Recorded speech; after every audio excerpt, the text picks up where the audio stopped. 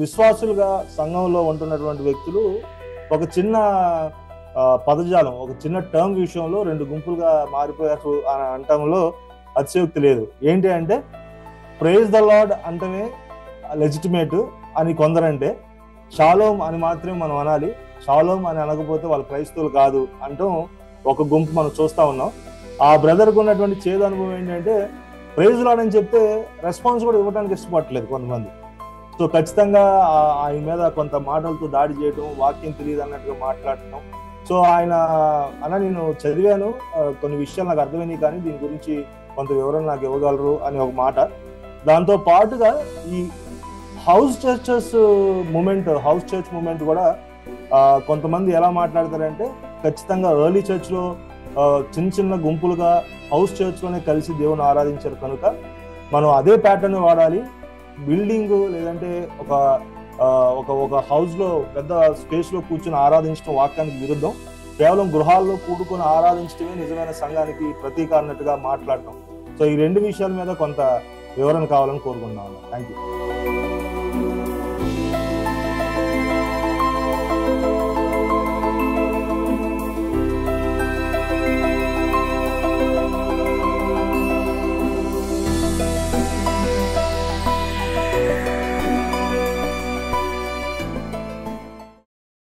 Those are interesting questions. Honestly చెప్పాలంటే I really don't like అంటే shalom అంటాం నాకు ఇష్టం లేదు, ప్రైజ్ ద లార్డ్ అంటాం ఇష్టం లేదు. Here is the reason why I'm saying. బైబిల్లో ప్రైజ్ ద లార్డ్ అనేటువంటి మాట చాలా వెయిటీ టర్మ్. అది అంటే పదాల్లో ప్రాబ్లం లేదు, మనం ఎలా యూజ్ చేస్తున్నాం అనేటువంటిది, మనం పదాలతో ఏం చేస్తున్నాం అనేటువంటి దాంట్లో ప్రాబ్లం ఉంది. ఎందుకు నేను ఈ రెండు నాకు ఇష్టం లేదనేటువంటిది ఎందుకు చెప్తున్నానంటే, what we have turned those words into, మనం ఆ పదాలని మనం ఏం చేసి పెట్టాము దాన్ని చివరికి అనేటువంటిది నా ప్రాబ్లం. సో ఫర్ ఎగ్జాంపుల్ బైబిల్లో ప్రైజ్ ద లార్డ్ అనేటువంటిది చాలా వెయిటీ టర్మ్. నేను ఇందాక చెప్పినట్టుగా every time they say praise the lord, they are talking about, వాళ్ళు ఏం మాట్లాడుతున్నారంటే ఒక రీజన్ ఇస్తున్నారు. Praise the lord for his mercy endures for ever.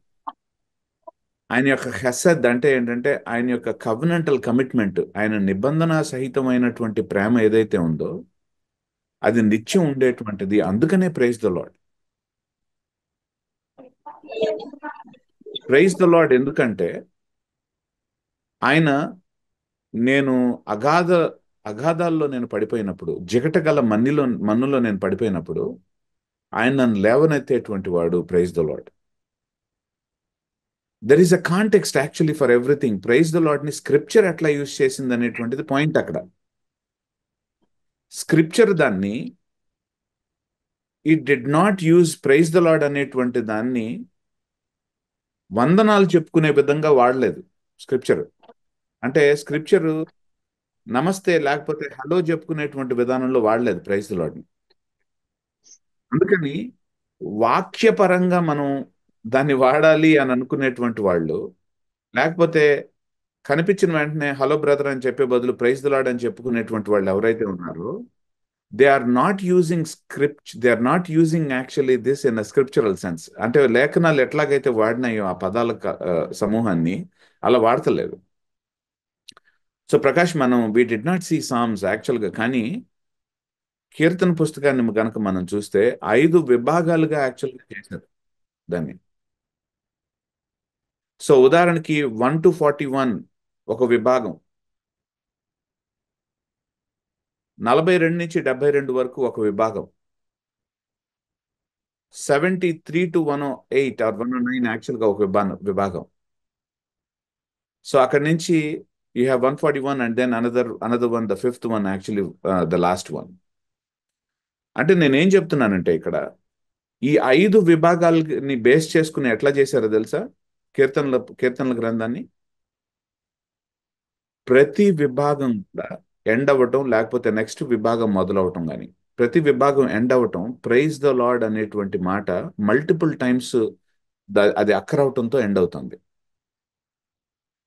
అంటే ప్రైజ్ ద లార్డ్ అనేటువంటి మాట ఏదైతే ఉందో it says the content of the, ఈ 5 విభాగాల్లో ఒక విభాగం యొక్క కంటెంట్ మొత్తాన్ని శాసిస్తుంది. అంటే కంటెంట్ మొత్తాన్ని ఎన్కాప్సులేట్ చేస్తుంది, కంటెంట్ మొత్తాన్ని ఒక అంబ్రెల్లా లాగా తొడుగుతుంది అది.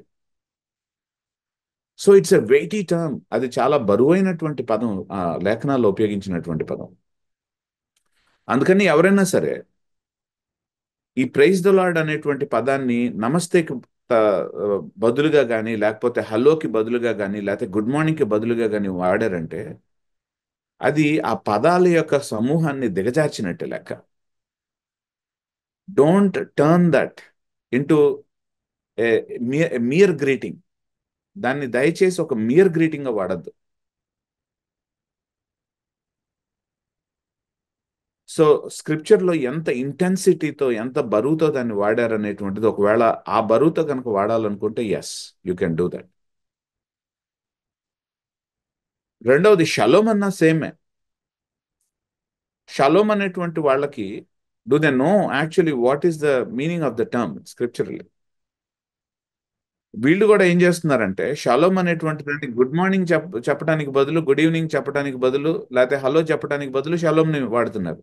Scripture did not use that word that way. ఆ విధంగా వాడలేదు దాన్ని.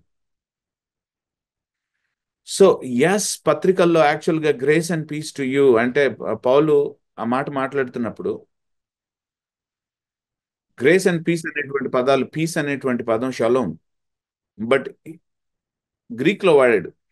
He did not use the term in Hebrew because తన ఎదురుగా ఉన్నటువంటి వాళ్ళు గ్రీక్ పీపుల్ కాబట్టి దాన్ని గ్రీక్ ఈక్వలెంట్ పదాన్ని వాడాడు పౌలు. కానీ ఎలా వాడినా సరే it's not a mere greeting. ఏం చెప్తున్నారంటే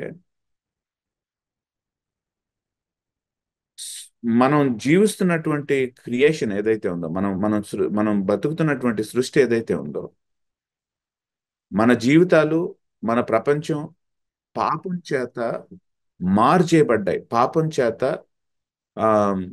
కొట్టబడ్డాయి, షేప్లెస్ గా తయారయ్యాం మనం. కానీ మన నిజమైనటువంటి దేవుడు మళ్ళీ ఆర్డర్ని, మళ్ళీ రెకన్సిలియేషన్ని, మరలా ఈ షేప్ని తీసుకొస్తాడు మన జీవితాలకి, మనం బతుకుతున్నటువంటి ప్రపంచానికి, ఈ సృష్టికి మరలా ఇంకొక షేప్ తీసుకొస్తాడు అనేటువంటి ఒక ఒక హోప్తో వాడినటువంటి పదం shalom. Shalom basically means wholeness, అంటే completeness. We are not complete because of sin. We are not, the universe is not complete అంటే సౌండ్గా లేదు, హెల్దీగా లేదు.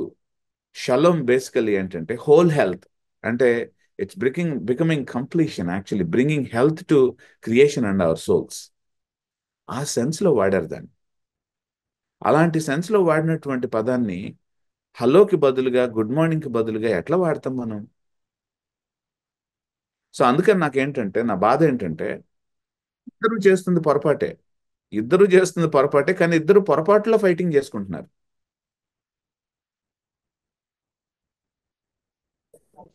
సో అది అన్నిటికంటే కామెడీ అక్కడ, ఐరానిక్ థింగ్ అది. సో ఒకవేళ అలవాటు అయిపోయింది, మేము వాడక తప్పలేదు అని అనుకుంటే ఒక పని చేయండి.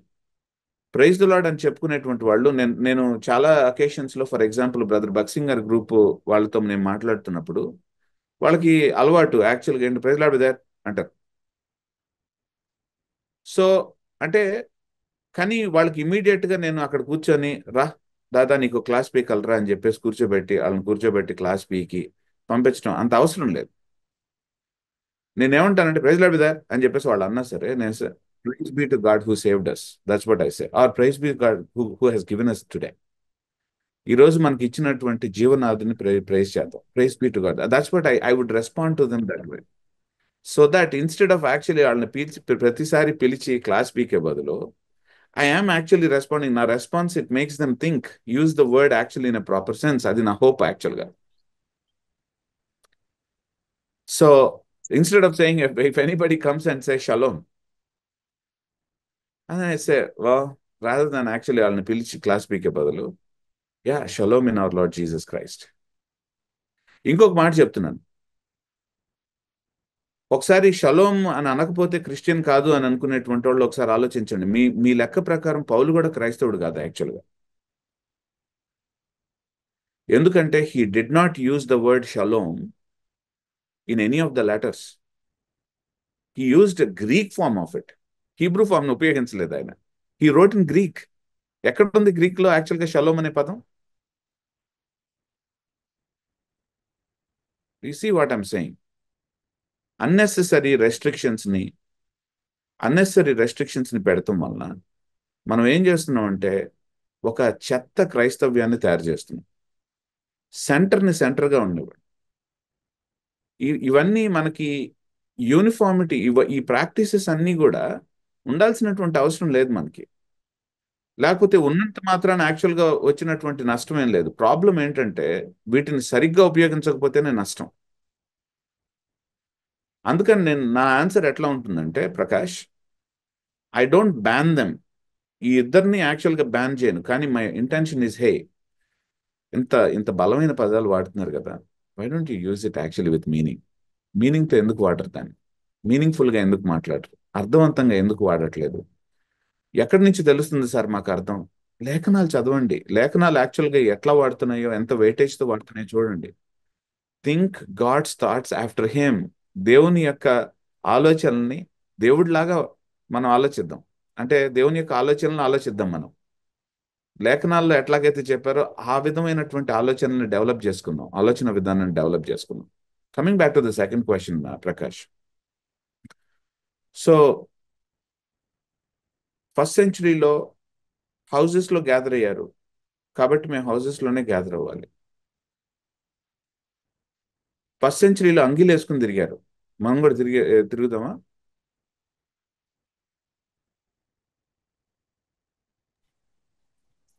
అబ్బే వేసుకుంటున్నారు అన్న, వేసుకుంటున్నారు కొందరు, అలాగా చేస్తున్నారు అవన్నీ. ట్యాంక్స్ లో, వాటర్ ట్యాంక్స్ లో బ్యాప్టిజం తీసుకున్నారు కాబట్టి ఇప్పుడు మళ్ళీ బ్యాప్టిజం అలాగే తీసుకుంటామని కూడా తీసుకుంటున్నారు అన్న. There are few churches in Hyderabad itself. Yeah. So యూజువల్గా నేను వినేటువంటి ఒక రెస్పాన్స్ ఏంటంటే, అబ్బాయి మీరేంటండి అట్లా చేస్తారు, ఇది బట్టలు వేసుకునే విధానం వేరు, సంఘం కూడుకునేటువంటి విధానం వేరు. సంఘం అనేటువంటిది మెయిన్ కదా. సంఘం కూడుకున్నప్పుడు వాళ్ళు ఎక్కడ కూడుకున్నారు? ఇంట్లో. మీరు దానికి బట్టలకి ఎట్లా కంపేర్ చేస్తారు సాయికృష్ణ గారు అంటారు. కానీ థింక్ అబౌట్ ఇట్. సంఘం ఎక్కడ కూడుకున్నది అనేటువంటిది లేఖనాలు ఎక్కడైనా సరే ఇక్కడే కూడుకోవాలనుందా? డిస్క్రిప్టివా ప్రిస్క్రిప్టివా లేఖనాల్లో చెప్పినప్పుడు కొన్ని చాలా విషయాలు లేఖనాల్లో డిస్క్రిప్టివ్ విషయాలు ఉన్నాయి, ప్రిస్క్రిప్టివ్ కాదు కొన్ని. అంటే ప్రిస్క్రైబ్ చేయటం అంటే లేఖనాలు మీరు కూడా ఇట్లానే చేయాలి కంపల్సరిగా అని చెప్పినటువంటి లేఖన భాగాలు ఉన్నాయి మనకి. కానీ ఇలా చేసేవాళ్ళం అని చెప్పేటువంటివి కూడా కొన్ని ఉన్నాయి. మీరు చేయాల్సినటువంటి అవసరం లేదని చెప్పేవి కూడా కొన్ని ఉన్నాయి. ఉదాహరణకి పౌలు తిమోతితో కొంచెం వైన్ పుచ్చుకో అంటాడు. అది డిస్క్రిప్టివా ప్రిస్క్రిప్టివా? డిస్క్రిప్టివ్. అది దాన్ని ప్రిస్క్రిప్టివ్ గా తీసుకొని, ఓకే పౌలు గారు ఈరోజు నేను వాక్యం చదువుకునేటప్పుడు తిమోతితో పౌలు గారు కొంచెం పుచ్చుకోమన్నారు కాబట్టి ఇమీడియట్ గా నేను బైబిల్ని చదవటం అయిపోగానే నోట్స్ రాసుకొని నీట్ గా దేవుడికి ఒబీడియన్స్ చూపించాలి కంపల్సరీగా అని శ్రీ వెంకటేశ్వర వైన్స్ దగ్గరికి వెళ్ళి అక్కడికి వెళ్ళి నించొని లైన్ లో, సార్ కొంచెం నేను ఆత్మీయంగా నేను కొంచెం పుచ్చుకోవాలి, కొంచెం నాకు ఇవ్వండి సార్ అని చెప్పేసి అన్నాను అనుకోండి.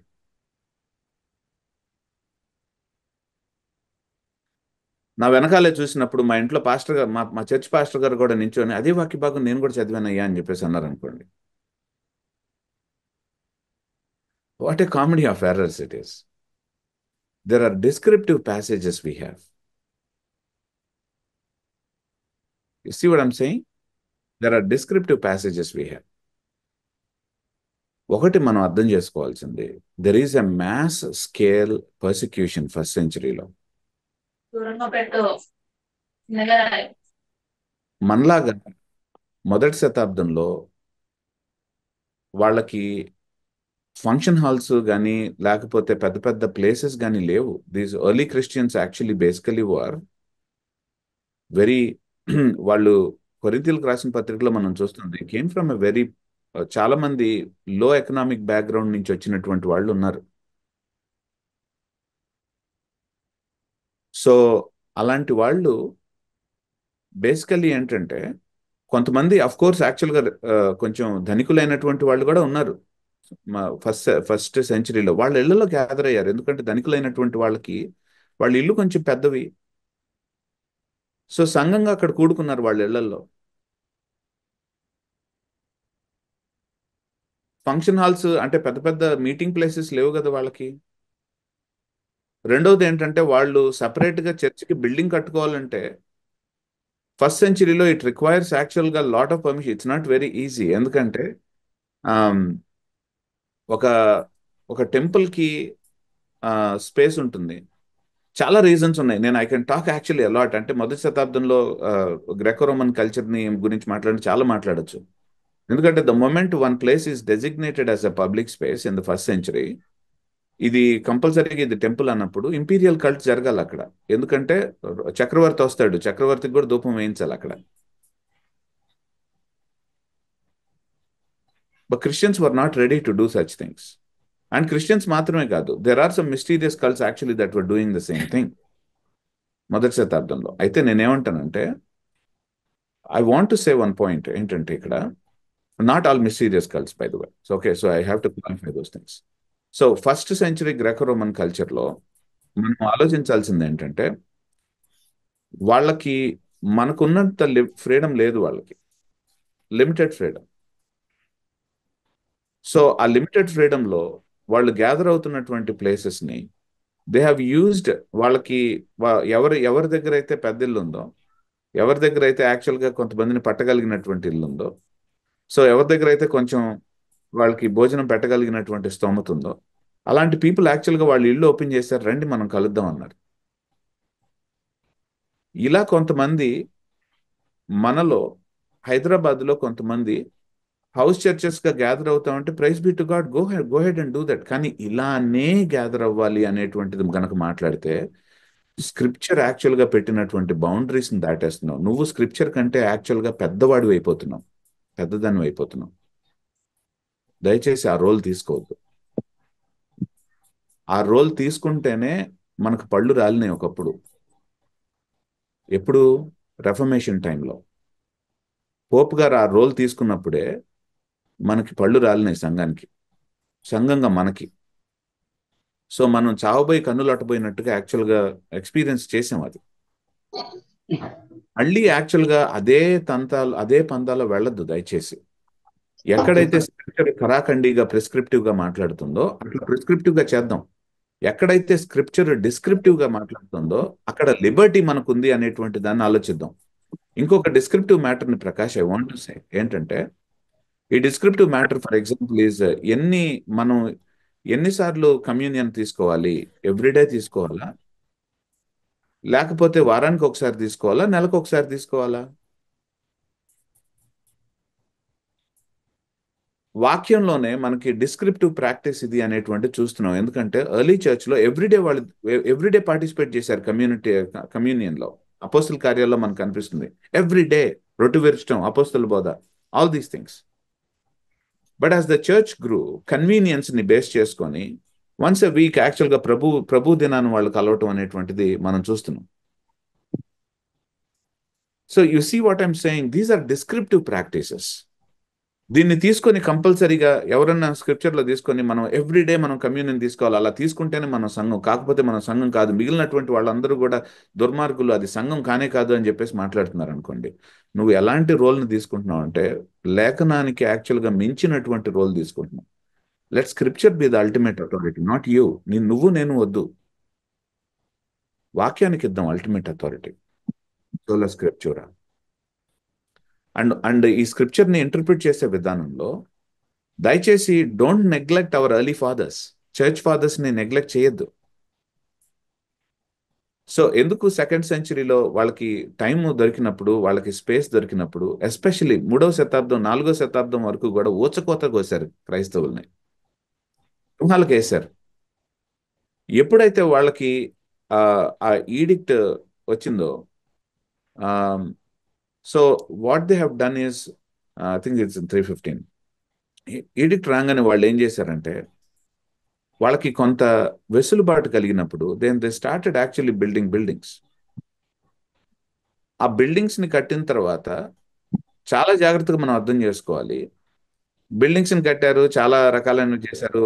కాన్స్టంటీన్ వచ్చిన తర్వాత క్రైస్తవులకి ఏం చేశారంటే, క్రైస్తవ ప్రీచర్లకి ట్యాక్స్ ఎగ్జంప్షన్లు ఇవ్వటం మొదలు పెట్టారు. అప్పటిదాకా ఊచకోత కోయబడినటువంటి క్రైస్తవులు ఏం చేశారంటే, వాళ్ళకి దొరికినటువంటి ఫ్రీడమ్ని రైట్గా ఉపయోగించుకోకుండా ఆ ఫ్రీడమ్ని ఉపయోగించుకొని మిగిలినటువంటి వాళ్ళని చిత్రవద చేయటం మొదలుపెట్టారు. ఇది మన చరిత్ర, మన ఘన చరిత్ర. ఇది persecuted party all of a sudden has become a persecuting party. శ్రమలకు గురి చేయబడినటువంటి వాళ్ళం ఆల్ ఆఫ్ ఎ సడన్ ఏంటంటే శ్రమలకి గురి చేసేటువంటి వాళ్ళుగా తయారయ్యాం. ఇది ఒక దొంగ పోకడ మొదలైంది ఆ టైంలో.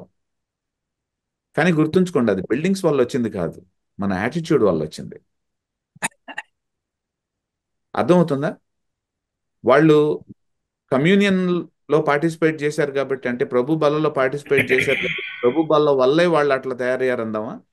నో. సో అందుకని ఏంటంటే, as we have freedom, let's celebrate our freedom.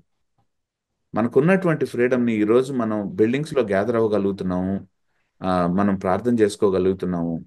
ఆ బిల్డింగ్స్ని యాక్చువల్గా కొంతమందికి భోజనాలు పెట్టడానికి సొసైటీలో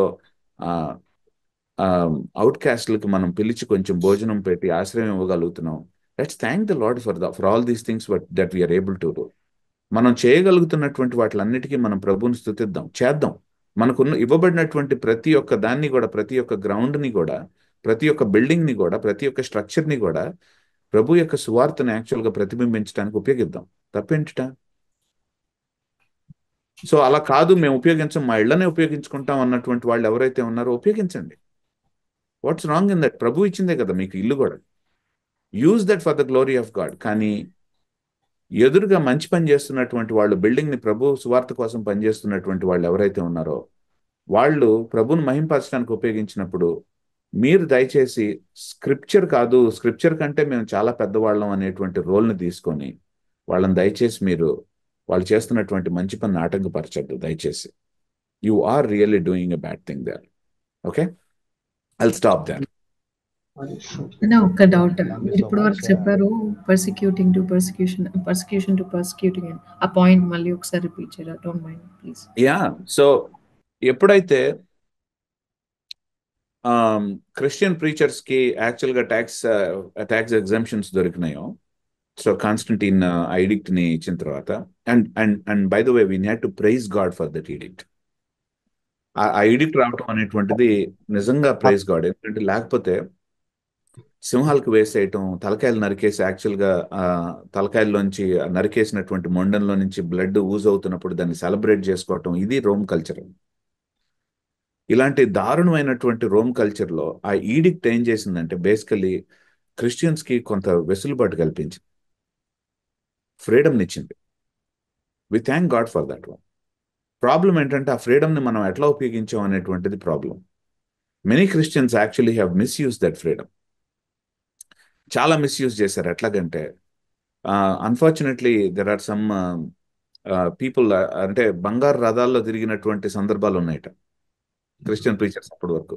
అంటే అంతకు ముందున్నటువంటి ప్రీచర్స్ ఎవరైతే ఉన్నారో వాళ్ళు వాళ్ళ సంఘానికి బదులుగా ఆ పాస్టర్స్ వాళ్ళ తలకాయలు నరికించుకుంటే, వాళ్ళు సింహాల దగ్గరికి, వద్దు నా సంఘంలో ఉన్నటువంటి వాళ్ళని మీరు వేయద్దు, నన్ను వేయండి, ఇన్స్టెడ్ నన్ను వేయండి సింహాలకు అని చెప్పేసి వీళ్ళు వాళ్ళ బదులుగా వెళ్ళినటువంటి సందర్భాలు ఉన్నాయి అంతకుముందు. అలాంటిది ఆల్ ఆఫ్ ఎ సడన్ ఏం చేశారంటే, వీళ్ళ డబ్బులంతా కూడా నేను తీసుకొని ఒక గ్రాండియోస్ లైఫ్ని, అంటే ఒక కింగ్ లాంటి జీవితాన్ని జీవించేటువంటి దుర్మార్గులైనటువంటి బిషపులు, దుర్మార్గులైనటువంటి ప్రీచర్స్ మొదలయ్యారు ఆ టైం తర్వాత.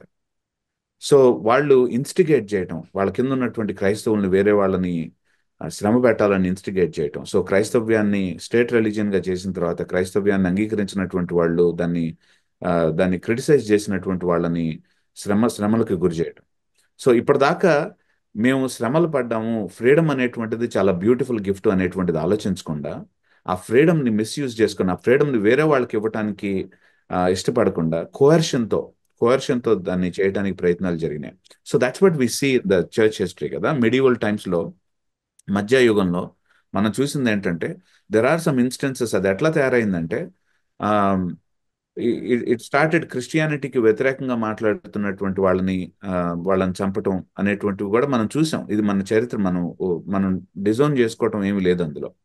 we have our folks actually have done so many wrong things, so much so that యాక్చువల్గా ఇది ఎంత దుర్మార్గంగా తయారైందంటే, ఫస్ట్లో బయట వాళ్ళని శ్రమ పెట్టేటువంటి మనం, అంటే ఫస్ట్ మనం బయట వాళ్ళ ద్వారా శ్రమ పడ్డాం, ఆ తర్వాత మనకు ఫ్రీడమ్ వచ్చిన తర్వాత బయట వాళ్ళని శ్రమ పెట్టడానికి ప్రయత్నించాం. మూడో స్టేజ్లో ఏం తయారైందంటే, లోపల ఉన్నటువంటి వాళ్ళని మనం శ్రమ పెట్టడం మొదలుపెట్టాం. ఎట్లాగో తెలుసా, ఇది లార్డ్స్ ప్రేయర్ని కూడా వాళ్ళ లోకల్ లాంగ్వేజ్లో ప్రార్థన చేసుకోవటానికి ఫ్రీడమ్ లేకుండా చేశాం. ఎందుకో తెలుసా, ఈవేళ లోకల్ లాంగ్వేజ్లో లార్డ్స్ ప్రేయర్ని మాట్లాడుకుంటే వాళ్ళు హెరసీస్ని పుట్టిస్తారు. మేము హెరసీ డాక్టర్స్. మేము హెరసీ డాక్టర్స్ అంటే ఏమంటాం, తప్పుడు బోధల్ని యాక్చువల్గా మేము పసిగట్టి యాక్చువల్గా వాళ్ళని పీల్చి పిప్పి చేసేటువంటి డాక్టర్స్ అనుకుని చెప్పేటువంటి క్యాథలిక్ ఆ టైంలో ఏం చేసిందంటే, మీరు లోకల్ భాషలో గనక మాట్లాడితే, లోకల్ భాషలో లార్డ్స్ ప్రేయర్ చేసుకుంటే మీరు హెరసీస్ పుట్టిస్తారు, కాబట్టి లార్డ్స్ ప్రేయర్ని లోకల్ భాషలో చేయడానికి వీల్లేదు. ఎవరన్నా సరే చేస్తున్నారా లేదా పసిగట్టడం, ఒకవేళ వాళ్ళు చేస్తే వాళ్ళని రంపంతో కోయటం, ఇట్లాంటి పనులు కూడా చేశారు. They have done it. So అందుకనే I say this thing always. మన కల్చర్లో నేను కొంచెం డివేట్ అవుతున్నానని ఏమనుకోవద్దు దయచేసి.